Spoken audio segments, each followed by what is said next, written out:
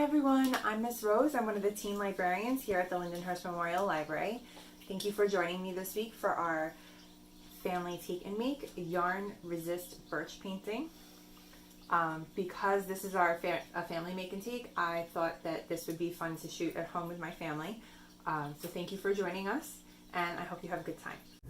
Supplies included in your kit are paint, yarn, canvas, clothespins, and cotton balls. You will also need a marker, tape, and scissors. If you have them, you also might want to take out a Q-tip or a pencil, a hair dryer, and a paper plate. Okay, you ready? Ready.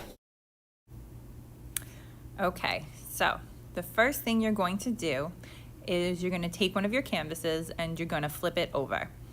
And then you're going to grab one of your bundles of yarn and you're going to tape it to the back of your canvas. I like to use painter's tape or masking tape because it's easy to take off later. But since this is the back of your canvas, if you use something more permanent, I guess it's not really a big deal. You will just have to trim your yarn with scissors. So now she's going to wrap. It is better if your wraps are not perfectly perpendicular to the bottom of your canvas. If they slant a little bit, I think it makes the trees look a little more real and helps with that foresty feel, because we all know that not all the trees are straight up and down. She lost count and she's counting again. Happens sometimes. So once you get all of your wraps done, you are going to, there she is, she's all done. You're going to trim the end of your yarn wherever it is, and you're going to tape it to the back of your canvas, just like you did with the first end of the yarn. You can also tie it if you don't have string, but I just find the tape easier. Okay, so I'm just gonna help Izzy finish taping up her project. And once you're done taping your project, you want to check the placement of your strings on the other side of the canvas and make sure that you are happy with them. But as you are going to see in a few seconds, my daughter just wants to play the guitar. So once we are sure that she is happy with the placement of her strings, she is, then I am going to start wrapping yarn around my canvas, and I am going to have Izzy start making our paintbrushes. For today, for our paintbrushes, we are going to use cotton balls and clothespins. That helps make our super cool, hazy, foresty texture. So I just explained to her that she's gonna tuck the clothespins into the, tuck the cotton balls into the clothespins, and then I am really quickly gonna wrap my own yarn around my canvas the same way that she did hers.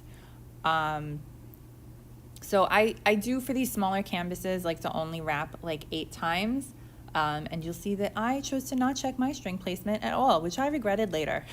So definitely check your string placement when you're done.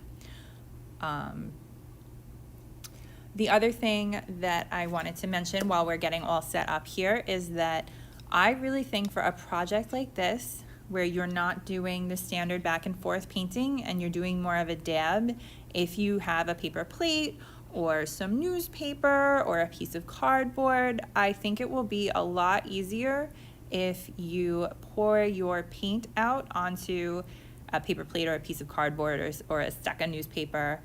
I think that it keeps you from accidentally putting way too much paint on your cotton ball. Well, she needed a little help with that cotton ball. If your kids are little like mine, then tucking these cotton balls into the clothespins is a really great fine motor activity.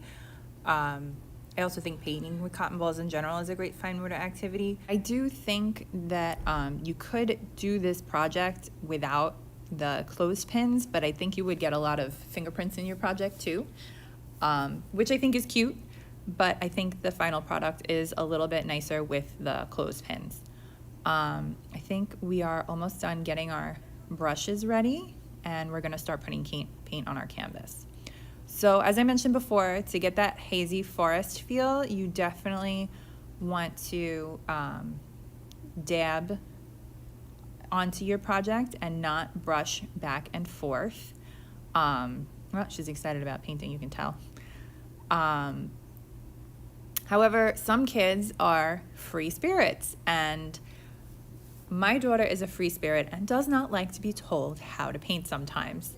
So while she does happily dab for most of the project, she will paint back and forth later, and your little kids might too, and that is okay.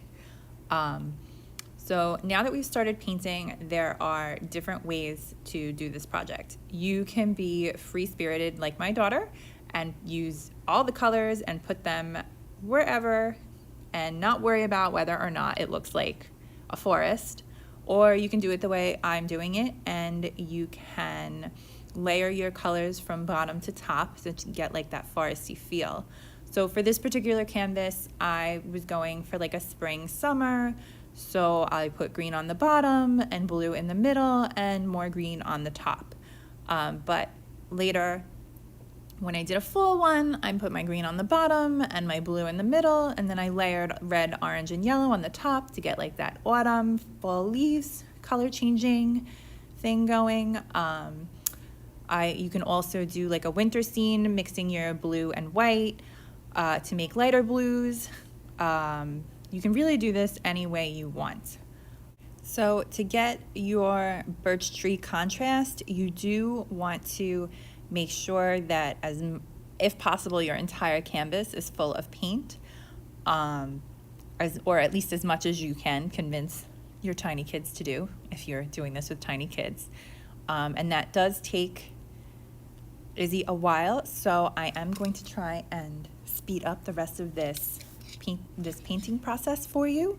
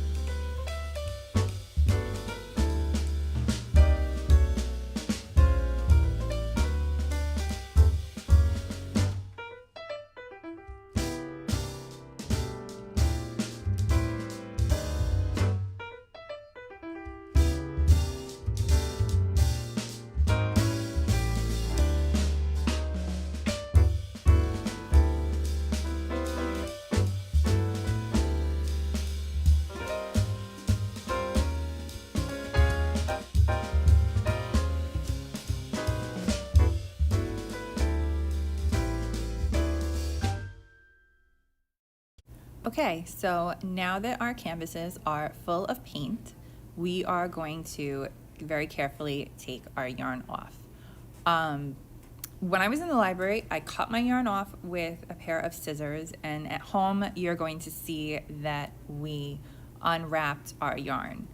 I am not sure, when I was in the library, I felt like my trees had more definition, and I'm not sure if that is because I didn't notice that one of my strings was crossing over each other at home, or if that is because I unwrapped the string instead of cutting it. But Izzy unwrapped hers, and with help from her dad, and I felt like her trees had more definition than mine, so it was really a guess, and you'll have to see how yours comes out. If all your trees come out very defined, you are going to get messy unwrapping the yarn, as you can see. You're definitely going to get a little paint on your hands if that is the route that you choose to go. If your trees are not like mine and they are very defined, then they will all look like they are standing in a row and next to each other. If you want it to look like some of your trees are in the front or the foreground and some of your trees are in the background, then you can get some paint on one of your clothespin cotton ball things there, and you can fill in some of those tree trunks on the bottom and on the top. I thought I hadn't explained it to Isabel well, but it turns out I did. She just wanted to do what she wanted to do.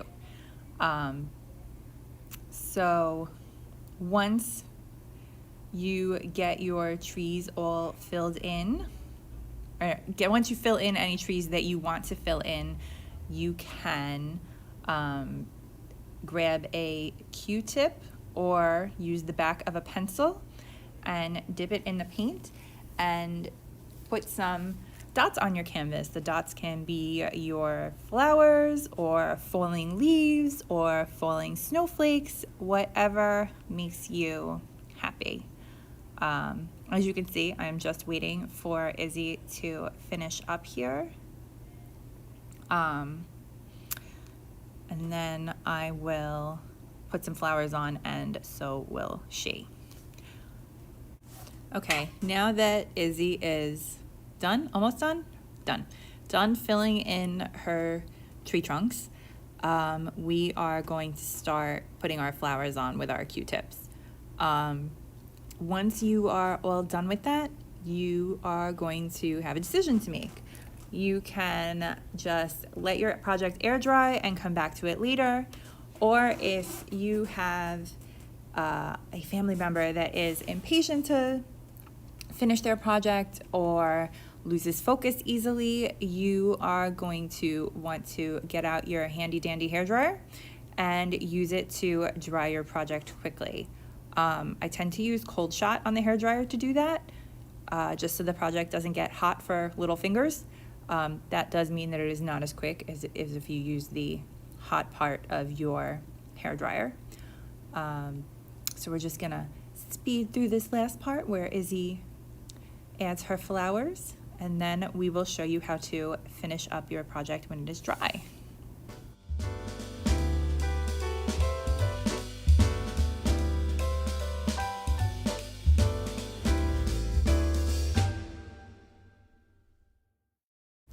Okay, so now our projects, which are projects that we did later, are all dry, more or less. We are ready to do the last part of our project. So what you're gonna do now is you're gonna draw hash marks onto your tree trunks. You can put them as close or as spread apart as you want. I tend to make mine rounded. My daughter does dots. You can also just do a dashed line. You can also add little animals to your forest, like Izzy did. I think that is a butterfly that she is adding now. And once you have finished adding your hash marks, this project is all done. So I want to thank you for joining us. I hope you enjoyed your family craft. Don't forget to like and share our videos and follow our YouTube channel for when new videos go up. And I hope to see you next time. Bye!